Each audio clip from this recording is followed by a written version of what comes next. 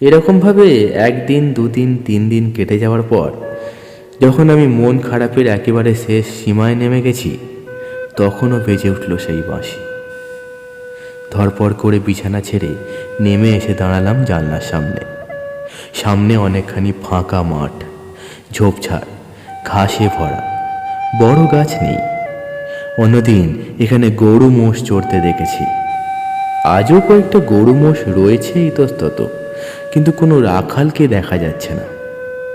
বাঁশি কিন্তু বেজেই চলেছে, আর সে সুর এমনই বাস্তব যে আমার দৃঢ় বিশ্বাস হলো কাছাকাছি কেউ নিশ্চিত সেই বাঁশি বাজাচ্ছে। আমি তড়বড়িয়ে নিচে নেমে ছুটে এলাম বাইরে। ওদিকের মাঠটায় কেউ নেই, অন্যদিকে খানিকটা জঙ্গলের মতন, সেখানেও কেউ নেই। ভুতুড়ে ব্যাপার নাকি?